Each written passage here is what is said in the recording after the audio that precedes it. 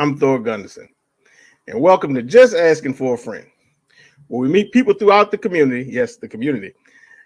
Statue collectors, content makers, sculptors, people throughout the industry, statue makers, etc. And today is a special interview for myself. Anybody who's watched myself and this man right here since the beginning, before there was DCX, there was Darth Castle. Well, he is the castle in Darth Castle. And today, it's no surprise. I got this on, just for him and everything. But I've known this man for the better part of 30 years, since 1987. But we didn't get to really become good friends until we got to high school. Met him in junior high. But we'll get into that in the interview. And very few people on this earth I would label brother, but this man I definitely would is the best man I know in my life, and all this time, and I know his family, his mother, his father, his brother, and he knows my mother, and we just grown together. And I could go on forever and ever. That's no joke. I give you Rodney the Punisher Jones. What is trying to make my eyes sweat, man? Nah, I know, man. I mean, but there's nothing else I could do. You got it. So, I mean, I know most of this stuff. So, but I mean, but the object is to get the people, to know more about you. Like what I like to start to do is tell people where you're from and where you grew up and everything, and like how you got into pop culture. Because I know your journey was a lot different than a lot of kids growing up. Yeah. Just let them know, I mean, I'm a Washingtonian, born and bred in DC, Georgetown Hospital. 75. back in 75. Grew up in DC. I spent some time in Germany, but I was like 6 and don't really remember that much about it. Right. And then came back from Germany, and we were in Temple Hills, Maryland, in PG County. But I lived most of my life in the DC, Maryland, Virginia area. I went to college in North Carolina, so I spent 4 years there and a year in Charlotte before that. So a little bit of time, in like 5 or 6 years in North Carolina. The rest of the time, I've been in the DC, Maryland area, living around here. And you want me to get into which part? However, like if you could start, if you want to start with like the progression, like what came first with horror movies, and then eventually like how you got to be the ultimate Punisher, and then Bruce Lee, of course, and then let's say the Punisher for last. Matter of fact, just get those. All right. So my mother was a big Bruce Lee fan, right? Went and took karate and all this stuff, and she had a crush on Bruce Lee. She probably ain't gonna admit it now, but yeah. So and back in the day, they used to do these June Ree commercials. I remember that. Nobody bothers me. Yeah, I remember that. Yeah. So we used to watch those. I had always wanted to take karate. She didn't want me to because she thought I might get into fights and stuff. And turns out it probably would have kept me from getting into fights, but that's a whole different thing. So basically a single mom, because her and my dad divorced around like 81. Shortly after my brother was born, they divorced. Like we came back from Germany, and then things were going on. He was a little bit of a rolling stone and had situations, and so they divorced. Like the weird thing, I didn't see him unless my mother would take us to my grandparents on his side for Christmas, and maybe he would show up there. Or this is the weird thing: if I would ever get in trouble, she would call him to spank me. So this is back in those days when you could whoop your child with a belt. So he had interesting ways. Like he would make us do push-ups, and every time you would push up. So he was in the military, so he had all these different creative ways of beating our butt. But yeah, so those were like the only times I really saw him. And then something happened in my mother's life where I guess how much you want me to get into? I mean, hey man, just So, go ahead. so she had remarried, and that was an issue. I'm gonna just tell it. Married this dude that was a pastor, and it turns out the dude was already married. So I didn't know that one. oh yeah, No, he was already married. That's the dude we call Freddy Krueger now. But Freddy Krueger. What y'all call him Freddy Krueger? And see, the thing is, when all this happened, I didn't really know what was going on. Me and my brother, Jared's a big dude too, but we were young. We were young and small.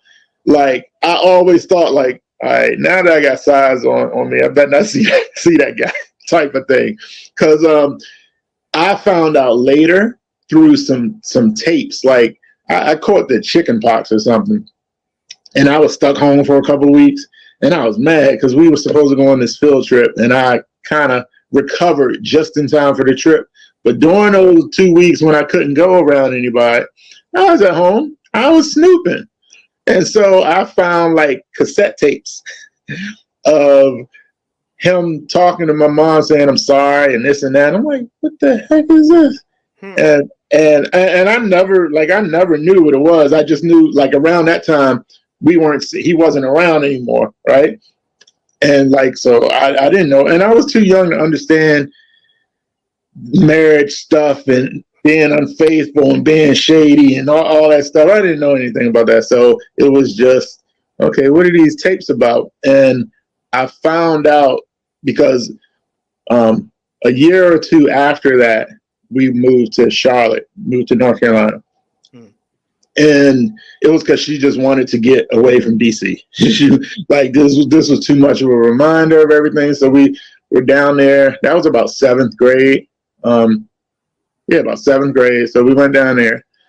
And funny enough, that's when my biological father hung out with us the most because he actually drove us down there. Like my mom had already gone down there. We were still in school. She went down there to get the place and get a job and all that stuff. We were staying with my grandparents, and he drove us down there. So that was the most I'd seen him in a while. And went down there. Things were okay, but I was still missing that father in the house. So I'm a growing boy. I'm growing up with my mom. I'm really sensitive, but I don't know how to handle those emotions because there's not a man in the house to tell me how to control it. So when I was in North Carolina, that's when I got in fights. That's when I got in fights. Sometimes I was a pain in the, can I say ass to my brother? Sometimes I was a terrorist to him. Because I didn't know how to deal with stuff. And like I would punch walls, punch holes in walls. My grandparents, they had like a old house with like the plaster walls. That's like that for people who don't know, that's not drywall. That's a lot harder. I would punch those walls and put dents in them. And because I just didn't know how to deal with stuff. Right. So I had a temper when I was younger, a big one. And went down to North Carolina, but we were always coming back. Like every month we would make a trip back up there. The mom was homesick. So after about a year, we moved back up here. Finished out. Was that West? They changed the name now. I forget what they call it now. It's a school in DC in Northwest. But went there and then went to Dill, which funny enough, that was Dill and Wilson. Those are the schools my mom went to. Really? And so yeah. I didn't know that. Yeah, my mom was rolled up. Yeah, she actually introduced me to some of her teachers. She had some teachers that back then teachers did not age. So like she had some female teachers that when I saw them, I was like, you taught my mom. It was like, can I be in your classroom type of thing? But yeah, so ended up at Deal. And growing up, I was always into karate movies and horror movies. So I saw Alien when I was 6 in the movie theater. My mom took me to the movie theater in Germany, and that's where I saw Alien. Now, I didn't remember all of it, but I had like images of like certain sections of the movie I always remembered, and I didn't know what it was from until I saw the movie again later, and I was like, oh, that's from this movie, because it was stuff I had already seen. It was just, I was like 6, I didn't remember. But yeah, so coming up, horror movies and martial arts movies, kung fu movies, definitely Bruce Lee stuff. That was my thing. Comic books wasn't a thought to me. Like, I would see them in 7-Eleven on the little periodical rack, and honestly, I would want to get sick to my stomach because they just seemed too colorful and kitty, and it was just like, yeah, I couldn't get into them. And wrestling, I was a big NWA fan.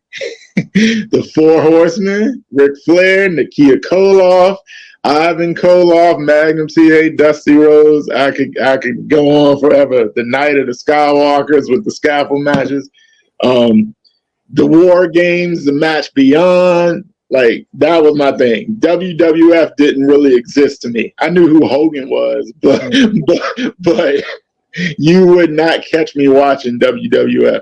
The time I saw the Four Horsemen beat up Dusty Rhodes in like a parking lot, I thought that was the realest thing in the world. Right. Yeah, like, couldn't nobody tell me wrestling was fake, because at that point, I thought, did you all see they just jumped Dusty Rhodes? They broke his ankle, and I thought it was all real. It wasn't until later that you find out. Let me stop right, because you know what is funny. Like, when you started showing me that stuff, and I started thinking back, because I remember coming home every day, and I think it was on like TBS or something like that. And every day they would show something different. One day they would show Glow, because I used to love Glow. Yeah, you know, and I did too. Colonel Nanuchka, that was my girl. And yeah, then, 5 days a week. Yeah, and they would come on, and then like I remember seeing Ric Flair, and I was like, I remember seeing this guy. And, you know what I mean? And I just couldn't place it. But I didn't become a Flair fan too, because, you know, that's why I watched WWF. Until he came in 91. With the belt. With the belt. That's when I became a fan. I was like, I was Slim. Is this dude y'all been talking about all the time? You know what I mean? That's when I became a Flair fan. I'm sorry, I didn't interrupt. No, it's no problem. Yeah, that belt has a story, because he helped front the money for it, and they weren't trying to give him the money back. I know, so, that's why he kept it. Yeah. But yeah, like, because that was the day we used to have, like, you in DC too. You remember Channel 50? Mm-hmm. The Channel 50, they used to show a different wrestling group every day. That's what they did. That's what I'm talking about. Glow was one day. AWA was another day. Yeah. NWA was a day. UWF, and then there was another one. But 5 days a week there was some, and I think it was like at 5 o'clock, because it was at 5 o'clock for an hour. There was a different wrestling thing, and yeah, Glow was one of mine too. Because that was that, and 20-minute workout, if you remember that. Didn't they call it something? Wasn't it Two Powerful Women of Wrestling or something? It was the same chicks, but they would call it 2 different names. You know what I mean? It was Glow, and then I think it was Pow. There was a spinoff. Yeah, I'm not sure what the name was, but yeah, there was a spinoff, and that might have been the 5th day. So maybe it was Glow and then the spinoff.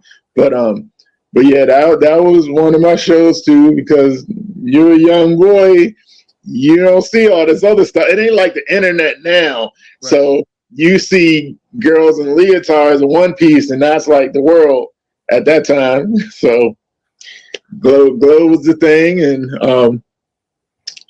yeah, so wrestling, horror movies, karate, flicks, and video games. I was always like a Nintendo guy. I didn't really do much Sega until I got a Saturn later. But I remember getting, Super Mario Brothers. That was the first video game thing like my mom had bought for me, and I was playing it on a little black and white TV. Yeah, but yeah. I had the Sega. I had a Nintendo, and then somebody broke into my house and stole it. And then I had gone over to some friends of my mother's house, and their sons had the Sega Masters. Oh, I got it, and it sucked. But I Yeah. like Genesis was okay, but it was better than But then you got Super Nintendo. I was okay. I gotta get Super Nintendo. But okay. So start to tell them how you got into the Punisher. Okay, so some of it had to do with you, because remember when we started hanging out and like we would do the video game things with that guy who's that loudmouth always commenting. We gotta talk about him. Let me tell y'all people watching. So me and Poggy, and we had a couple of Osei, Terrell, a couple of people like would hang out, and we would come over, usually over Poggy house, and play Thor's house. Sorry, and play video games, and we would play like Madden or Game Day was one of them. Well, it was Madden before that, right? Madden. Game Day didn't come too much later. Yeah, we were doing Madden first, and whatever the basketball game was, and we would play them. And we had this guy that would be in the room with us commentating, yelling like he would never play. Yeah, he would never play, but every time somebody else was playing, he's commentating. And some of these games would get tense. And then you got this loud sound in your ear and smells, and it was a mess. Like I gotta thank him for that, because of him, I can block stuff out. Like if you can survive him, you can survive anything. Trust me when I tell you that. Very true, very true. But yeah, so we would do the game tournaments. We would get together for like pay-per-views and stuff, and then we would start hanging out in Mr. Ramsey's room during lunchtime, and it'd be a group of us, and we'd be talking about everything. And y'all would start talking about comic books and all of it. Just so people know, we went to Wilson High School. Mr. Ramsey was the math teacher, I believe, and he ran the chess club at Wilson. So at lunchtime, we'd all go there, play chess. And they had like a thing at the lunch where you could buy pizza. And so we buy pizza, we go up to and then we just hang out with Mr. Ramsey for 3 years. Yeah, same thing for 3 years. We were nerds. We were nerds. We were hanging out with the chess team and talking nerd stuff. Mm-hmm. and like y'all would bring up because we would talk movies, we would talk video games, wrestling, everything. And then when y'all would talk comics, like I ain't had much to say because I was like, I ain't into it. And you were back then you were into Spider-Man, so you would always try to get me into Spider-Man, and I couldn't get with it. And part of it with Spider-Man was he talked too much. Like he's not as bad as Deadpool, but I was just like, shut up and beat up the bad guy. Like, so I could never get into Spider-Man back then. And now he got some stories I like now, but back then, I could not get with him. And what was it? It was one time at lunch, because you know that 7-Eleven people would walk to. I think so. Down in Wilson. One day at lunch, I went to that 7-Eleven to get something, and they still had the periodicals on the spin rack. Like back then, they used to sell the comic books out on the little periodical rack, and it was like right at the door when you walk into 7-Eleven. And I would always ignore it because it would be like all the colorful stuff, and I'm like, yeah, that look kitty. And this one day, I walk in, and there's this face, like he's just mean mugging, and it's like a black background, and his face like smirked up. I'm like, what the hell is this? Is this in the right place? And I picked it up, and I'm like, what is this? This is a comic book? And I'm turning the pages, and it's all in black and white, right? It's all in black and white. And I'm going through, I'm like, what? And then I go back to the first page, and the first page is like a down shot shooting up of this guy in handcuffs. And I can't remember the exact wording, but it was something like, they just made my life easier. All the scum that I'm trying to hunt down is right here with me. And I was like, what the hell? And then I'm really flipping through the pages, and you see some fight scenes and stuff. And I didn't understand reprints and stuff back then. So in my mind, I'm thinking, damn, this comic is so violent, they got to do it in black and white. So, and what it was a Punisher magazine. And it was Joe Jusko who did the art. And to this day, Joe Jusko is like him and Texera are probably my favorite like comic book artists. But his Joe Jusko covers, I could never look away from it. And so I grabbed that Punisher magazine and I bought it. And then every time I would go in 7-Eleven, because I didn't know about comic book shops, like I would go. It wasn't until Wilson that I was under the impression that you had read that years before that. No, I got that at Wilson. That's 7-Eleven up the street. Wow, I didn't know that. Yeah, that was when I got. And then I think one of the times I was like, "You ever heard of Punisher?" And that's when we started. I started, and then you were telling me about these comic conventions and Geppies. And then I was like, "All right, I'll go hang out. Let's go." And we would go to Geppies, and I would go straight to the cashier and like, "Where's your Punisher stuff?" Because I didn't care about nothing else. Right. So I would start trying to collect an image. Yeah. I would try to get the back issues, and then I saw some of the Image stuff, and the art with the Image stuff really got me, and I was like, let me check them out. And slowly, I started nibbling at other things, and some things I would get like I got like 8 or 9 boxes of comics. I got some of everything.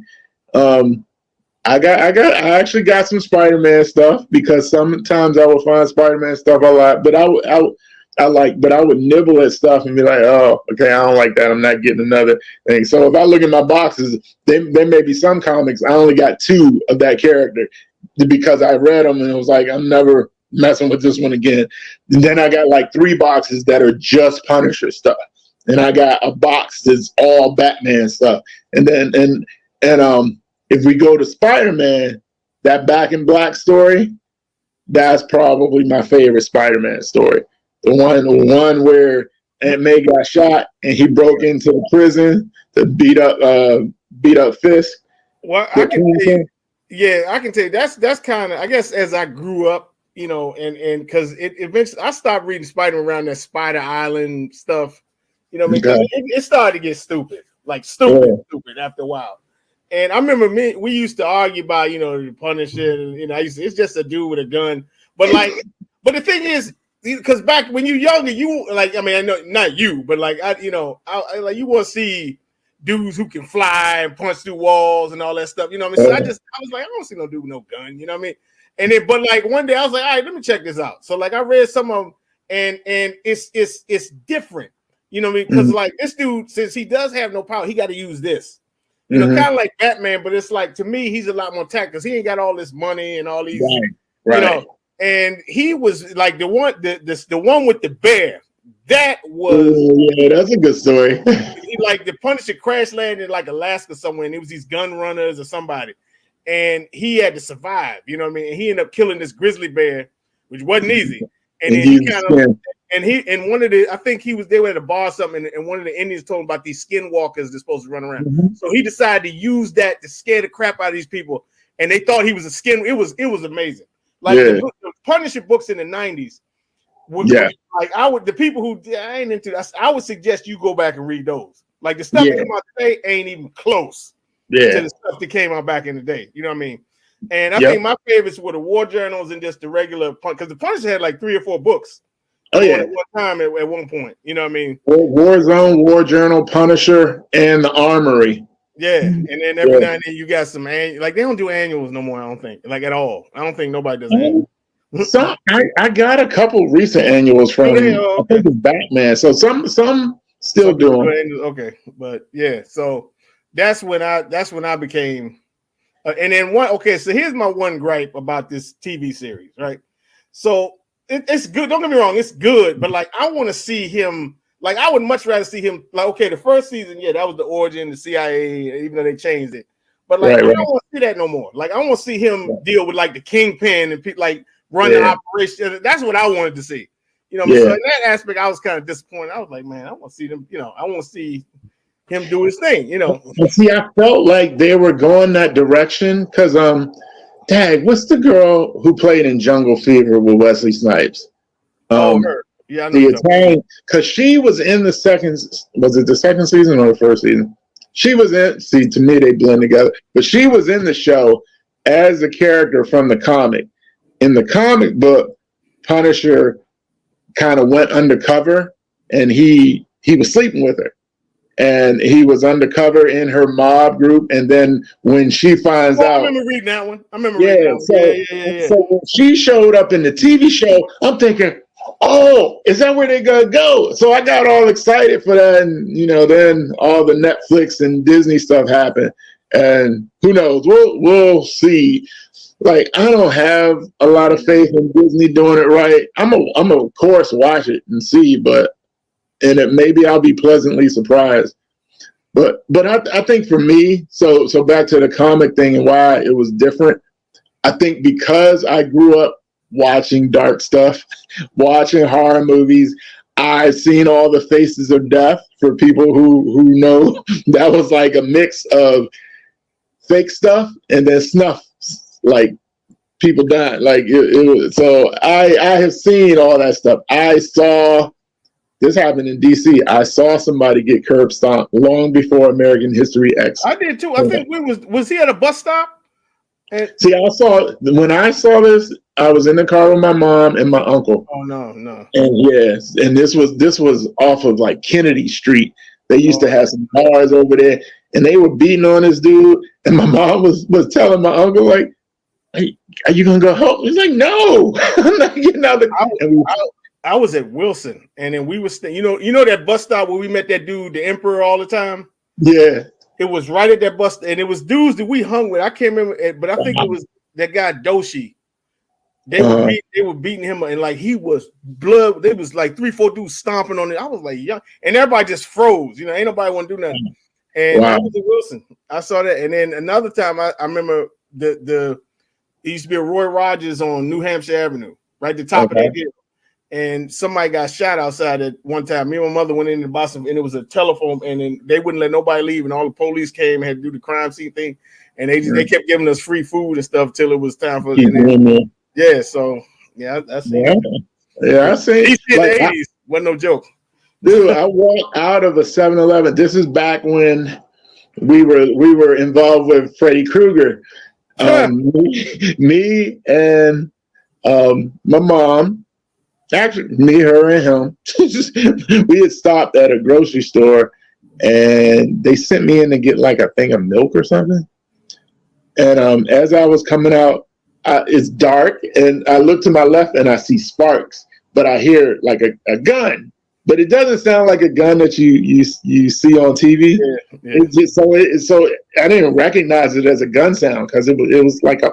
It was like it sound like those things you throw on the ground. Yeah, it sounds kind of like that. So it didn't connect to me because it didn't sound like what I hear them on TV. It sounded like something else. But then I see sparks and I see people running, and then I start seeing people get shot, and I'm running. I run into the car. All the change I had fell. I get in the car and we're going, and we get home. My mom's all freaking out and turned on the news, and 2 people were dead. Another person got shot and didn't die, but it was like, oh yeah.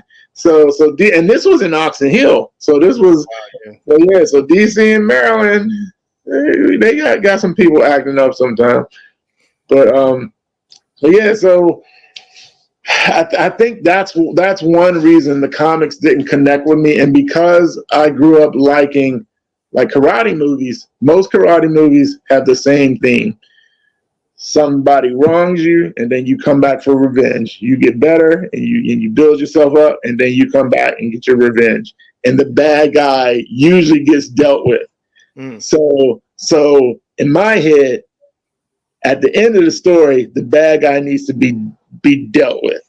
So when I'm reading these comics, and you're beating up the bad guy, and then the bad guy could have killed all these people, and you beat them up, throw them in jail. Like Batman does this a lot. You throw them in jail, and after they done mass murdered a bunch of people, and they come back out, get out later, and rinse and repeat. Those stories used to drive me crazy. So it was just stressful to me. So then when I finally see a guy, and I understand the argument, he kills all his enemies, so he don't have to like a rogues gallery type of thing, because other than Jigsaw, he kill them all.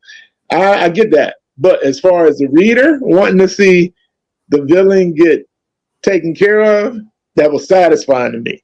So when I would read, like, because even though I like Batman, he's frustrating as hell to me because he can kill, dude can kill like hundreds of people, and I can't kill him. I'm gonna throw him in jail, and then he gets out later and be back there. Here's my problem with Batman. It's not Batman per se, but it's the Batman fans. They swear up and down this dude can whoop anybody. All I need is some prep time. Stand here, wait for you to prep something, and like, okay, go ahead and prep. Come on, y'all, with this man. I mean, Batman's cool in there. Don't get me wrong, but I don't want to hear this. Batman can't whoop everybody. I don't care how brilliant you are.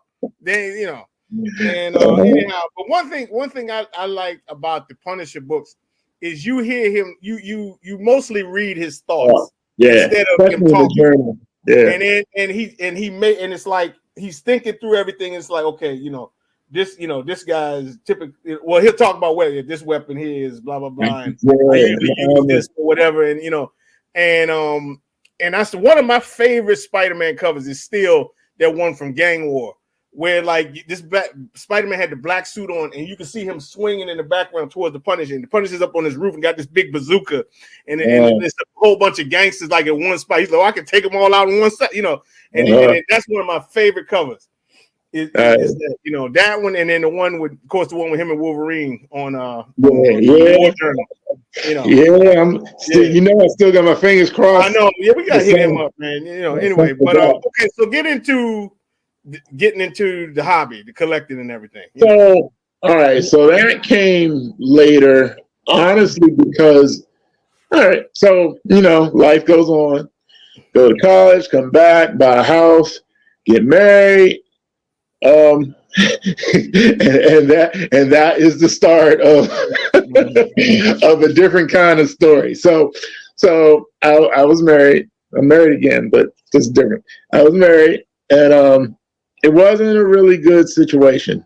I went through all the stuff that goes with depression, all the dark thoughts that go with it. The I don't want to be here, all the ways to do it. Like I got into a habit of very heavily drinking, but I was responsible. I would only do it on the weekends, but I would binge drink, leave a bar, buy stuff to take with me, go home and drink. And then I would smoke. I don't smoke, but I would buy some cigarettes and smoke. Like in my head, I wanted to go to sleep and not wake up. So I was dealing with that. Had kids. That was probably the only thing that kept me from doing something more straightforward. I talked to a counselor once, and she said she said something like passive suicide or something like that. I wasn't happy. I didn't want to be here, but I wasn't gonna go slip my wrist or do that because in my mind, I didn't want my kids to find me that way. Right. I thought, it'd be better if I just don't wake up, type of thing. So I went through that. I tried to find other ways to deal with it. I spent way too much money and time in strip clubs, and I would go buy things I don't even need, just anything to try to bring some kind of happiness in. And you were telling me that you had started watching these dudes on YouTube and they were a trip, and they go review statues, and it turns out it was Alex and Gio. Shout out, I tell you.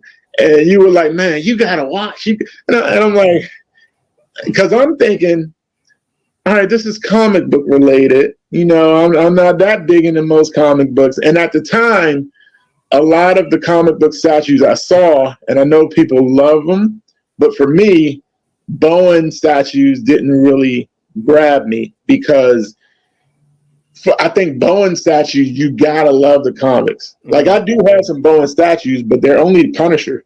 Only Bowen statues I have are Punisher because that was my guy. But I think Bowen is for like the real comic head. Like you can appreciate those. I couldn't appreciate Bowen. So when you're telling me statues, that's what I'm thinking. And I'm like, yeah. And I think you showed me a couple, and I thought they were funny, like together. I like the way they joke with each other. I was like, oh, they funny, but they ain't showing a whole lot that I'm interested in. One time they showed a Bruce Lee statue, which I actually have it now. And then Alex showed like a Snake Eyes statue, Snake Eyes versus. Oh yeah. And I was like, damn, because I'm still thinking Bowen, but then I'm seeing this dynamic stuff. And then you being a Star Wars fan, you were talking about this Vader statue you were getting ready to get, and I'm thinking, not till I saw it. I'm thinking. Oh no, that's nice for you. Oh, the Mythos one. The Mythos. Yeah. Because remember, we went to Third Eye, saw the premium format. I was like, yeah, I don't like that. Oh, see, I don't even remember that one. But like what stuck with me was Mythos, because you were talking about it and you told me it was like 600. And back then I'm thinking, you paying $600 for a statue? I'm like, what the hell is wrong with you? And I'm thinking like, look, that's his guy. Because I'm thinking Vader only has one look. How are you going to make this look interesting? Exactly. And you brought it to work. You brought it to my job. And there was an empty office. We went back in the office and you set it up and you put it in the pose where he's holding it. And I was like, now this is something completely different than what I was expecting. This is not boring. This is something I wouldn't have imagined that they would do a Vader statue that appeals to me. And to this day, I still think that's the best Vader statue out there. If that was quarter scale, it wouldn't even be close. Wouldn't even be close. All they talk about this mess with these flaming lightsabers and all that crap. But put it like this: if they made that one now with the new technology and stuff, it would dust that new mess they got coming. You know, I mean, I love y'all Kuchek brothers. I mean, it looks nice and everything. It's just I can't get over it. I can't get over the flaming saber. I'm sorry, y'all. and so you brought that over, and I saw it in person, and I was like, okay, so it's not just boring poses. No. You know, you made me like a Vader statue, which is a dude with a mask on. And I was like, all right. So then I would watch some more of the videos you sent.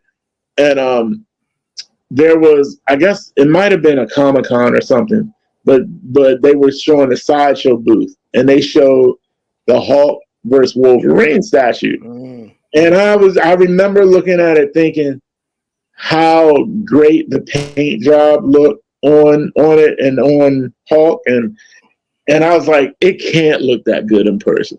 And I was like, but I kept watching the video.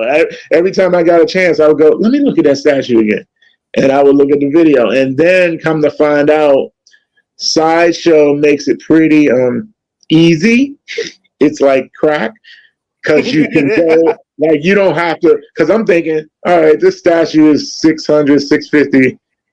But then I could go on their site and I see, oh, but I don't have to pay it all at once. I could like give you a little bit at a time. And so I got on the site, I clicked the button for it, and that started the payment thing. And then I think while I was on the site, I saw that they were doing a He-Man and the Skeletor too. And I liked the way they looked. And I was like, damn it, here I am.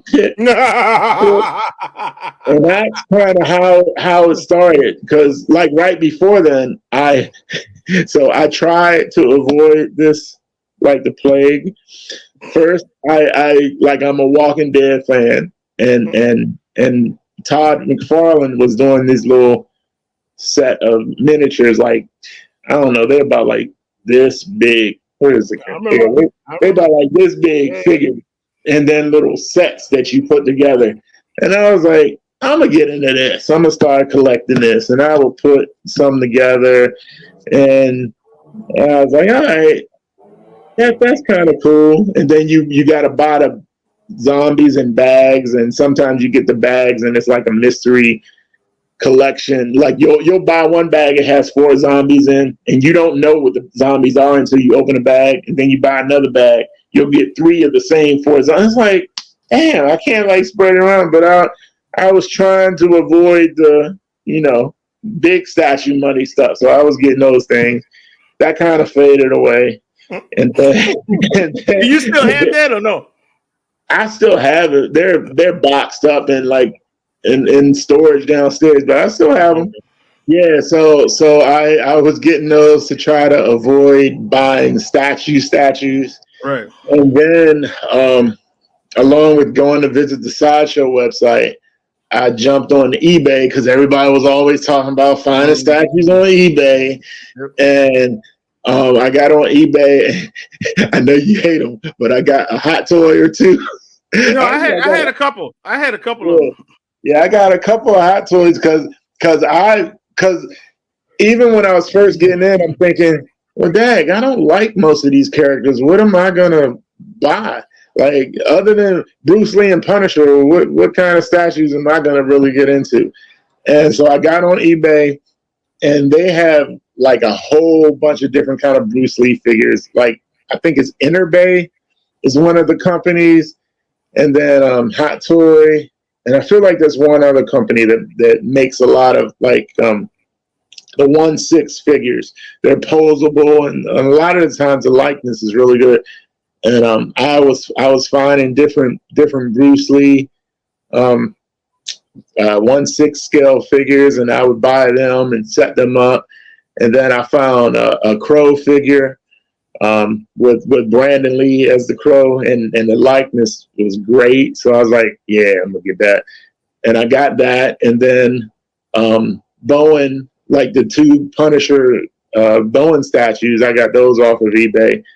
But that's about it with eBay. I kind of left eBay alone when I started with the Sideshow and got the bigger ones, because I was like, they make it easy. Well, look, we got about 15 minutes left. We got to cover Darth Castle and DCX. So okay. If you can sum that up in about 15, 20 minutes, then well, go for it. Well, I don't remember what the first statue was, but I know at some point the Hulk and Wolverine, I think so. Was it? I think that was the first one. It wasn't an unboxing, because I thought we did unboxing.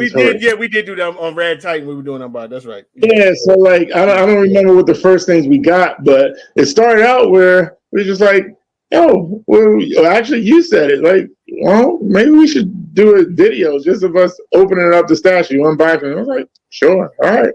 And so we started unboxing statues on Facebook, I think. On Rad Titan. On Rad Titan. Okay, Rad Titan, yeah.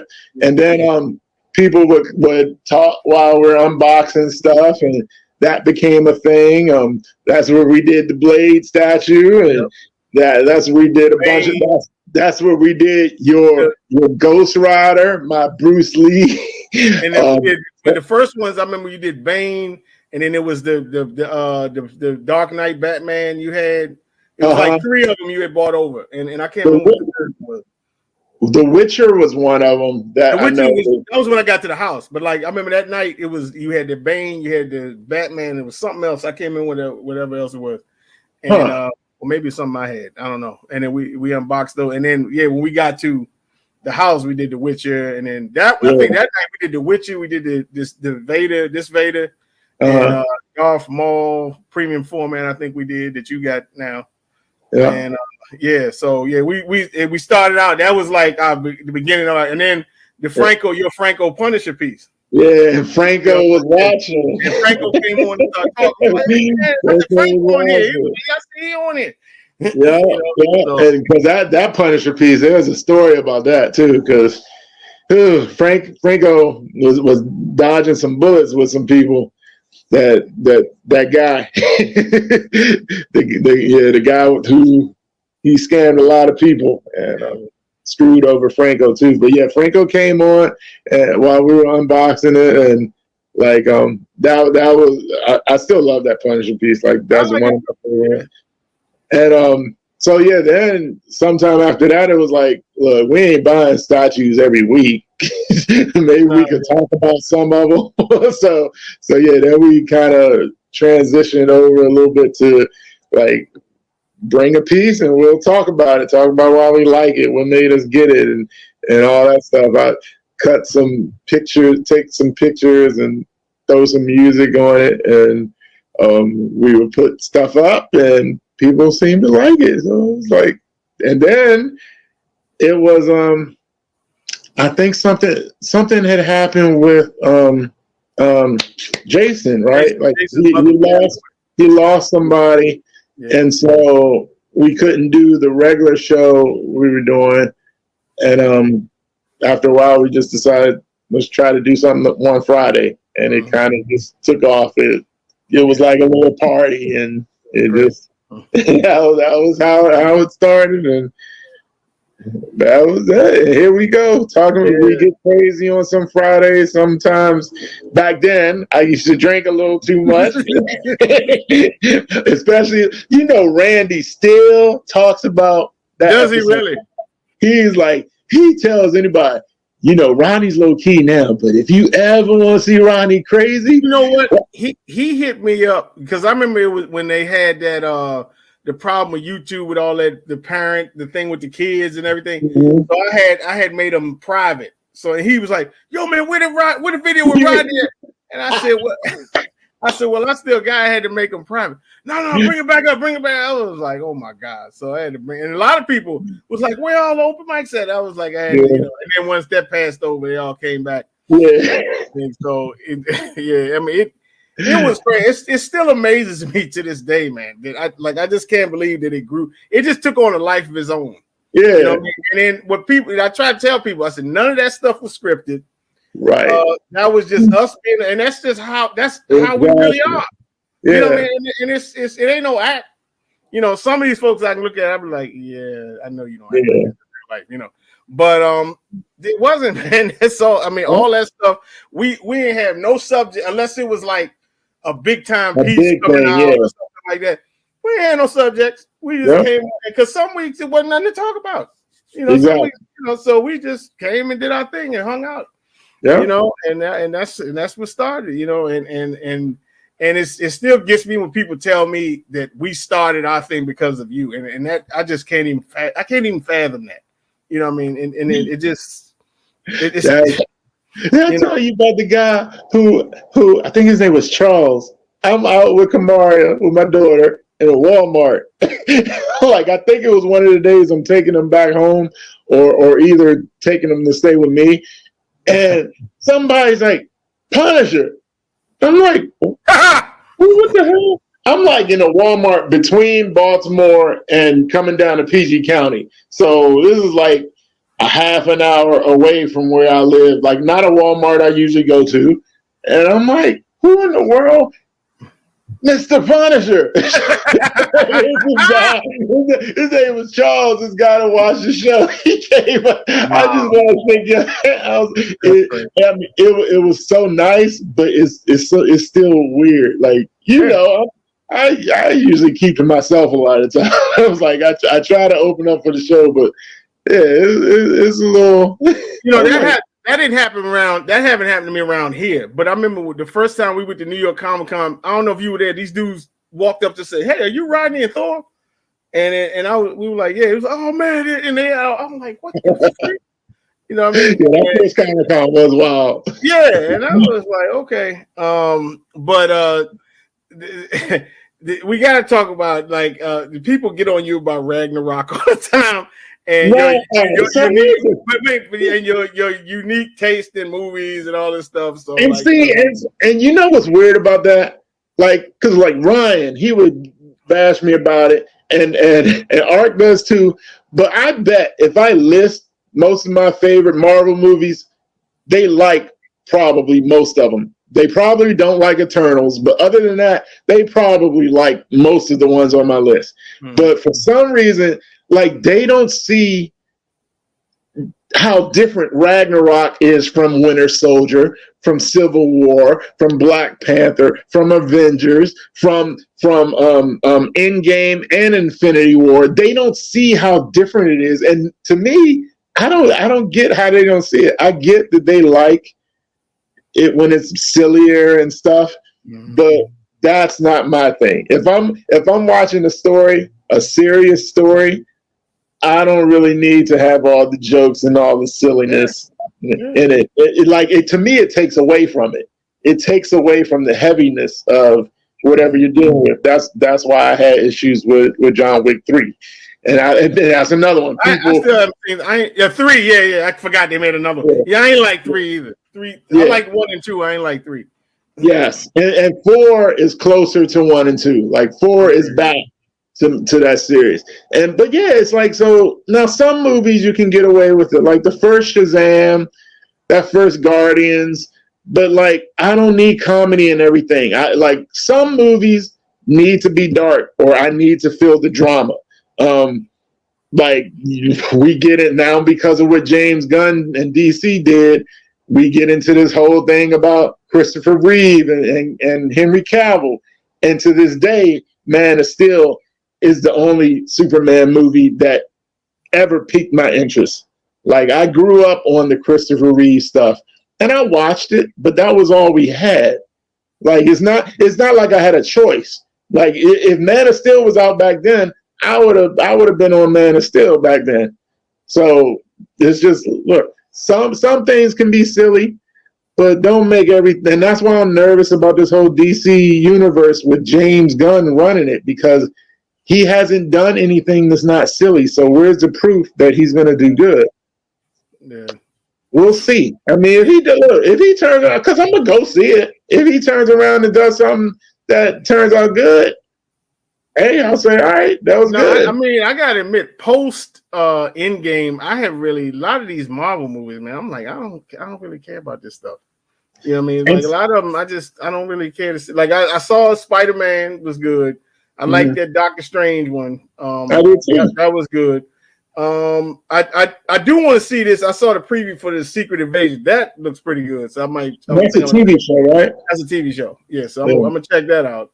But other than that, man, it's just, and like in Ragnarok, I was just like, okay. Like, really, all 3 of the Thor movies, I just, I don't know, man. It was. I thought it should have been a little bit more Lord of the Rings, because if you read the books, it's closer to that than it is to the stuff you see in the movie, yeah. And I'm gonna say, I can't believe I'm gonna shout her out, but I'm gonna shout out Elba, because she was the only person that said I might like Love and Thunder. And like is a strong word, because it's still garbage. But I swear to God, if I gotta pick that or Ragnarok, I'm watching Love and Thunder every day. I can't even make myself watch Love and Thunder, because every time I see a preview of that, I'm like, this looks so stupid. Like, the only reason I wanted to see it because I wanted to see Christian Bale. That's it. That's the only reason I wanted to see it. It's stupid. It's silly, just like Ragnarok. But to me, at least this time, like in Ragnarok, it was silly and stupid. But then when they had potential for heavy moments, they threw a joke at you right away. So it was like, oh, you feeling something other than funny? Oh, joke. You're not supposed to feel any other kind of emotion.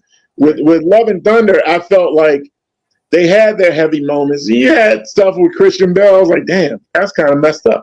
And they didn't immediately interrupt it with a joke. So I was like, all right, this was more, I could tolerate this more. Now, it's still towards the end of Ragnarok is last, and this is next to last.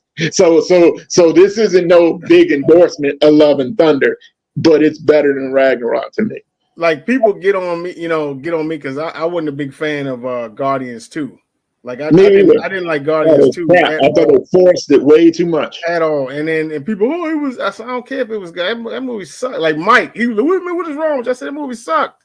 I don't care what y'all say. That movie was some guy, And because, I'm sorry, all these Marvel movies ain't good. I mean, they say everyone that comes out, this is the best one. No, it ain't. Come on, y'all. What are we doing? You know what I mean? Yeah, Shang-Chi gets a lot of praise, and I'm like, yeah, I saw it. I was like, okay. Yeah, the action was good. They ruined it for me when they brought what's his name back with the fur ball. Oh my God! I saw that man. I was like, "Are y'all serious?" Like, you reminded me of how you messed up the Iron Man movie. I was like, "Man, please." But Yeah, a lot of, but for and I mean, I know you like Endgame better than but to me, man, it was until like you got toward the end, like all that time travel stuff, and I was just sitting there like, And see, and I get that, but you know what it was? It was so in Infinity War. Every time they would show the Guardians of the Galaxy crew and all the jokey stuff, I'm like, all right, what's going on with Black Widow? What's going on with Captain America? What's going on with this? Like, there were so many other people I wanted to see more than the Guardians in the movie. So in Endgame, the Guardians were gone. Right. So I didn't have that issue of being like, all right, can we get back to the other people? I mean, yeah, it was all the time travel stuff. But and even though that was like all over the place, that didn't bother me as much as seeing people on screen that I just don't really care about. Right. No, I get it. So I gotta share one about this dude we grew up with. I mean, and I'm not exaggerating. This is what he really sounds like. You know what I mean? And I remember I told y'all a few shows ago, and we were sitting in my basement in 1992 and watching Empire Strikes Back, and then this dude come out of his mouth, "What does Yoda do, man? He don't do nothing. He just sit in the swamp." And I said, man, there was a time where this man was a monster. Oh man, he don't do. I swear to God, he sounds just like that. Don't. Yes. Oh, he don't do nothing, man. And as he's talking, he kind of his breath ain't is and this dude. I swear to God, it would stink up the room, and that's no exaggeration. No so like then they start guys. I said okay, whatever. So I dead body. So I waited. What was that? 92, and then come out till 2008 ish. So you talking? What's that? About 10 years, 15 years or so. We sitting there, all three of us sitting in the movie, and then the part where him and Doku came out, I just turned around and looked at him. And he said, okay, man. I said, I don't want to hear that mess. You sat here. I said, I told you. And you ain't want to listen. You know what I mean? So, yeah, that really happened. Joby. Yeah, Joby. I will never forget the electric chair. Oh, my God, man. It's so. I remember with him, we used to play Street Fighter, and we had a cook. We had a carry out here in DC. They call them carry outs. You go there. That guy would come in there and beat us. We beat him eventually, but eventually. But at first, he would come in. Yeah, and he used Chun Lai, I think. If I can't remember. Yeah. But no, the thing with the guy's name was Adrian. And Adrian, he would play that for some reason, and I had like a winning streak against him. And it was like, and he would be winning, and I come back and it was like the same thing would happen every time. And every day, man, you go, until he finally beat me one day. But it was like 50-1, and that's no exaggeration. And he was happy with that one victory. You know what I mean? So.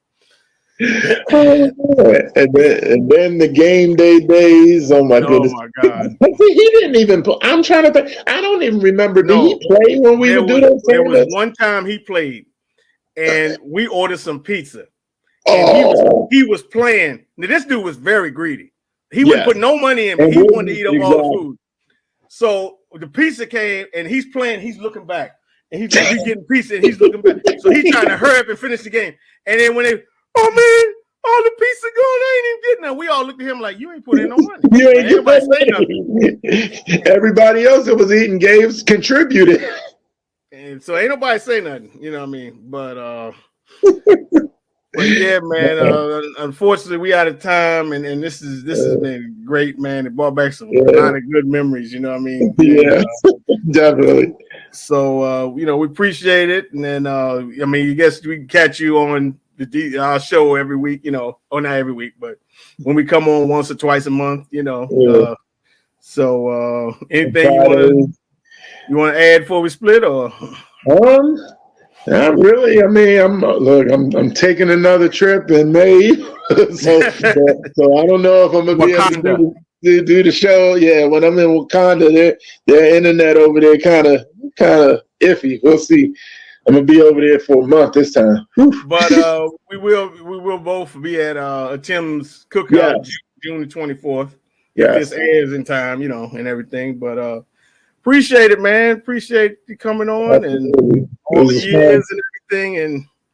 And we'll catch y'all next time on Just Asking for a Friend. Peace, everybody. Yeah.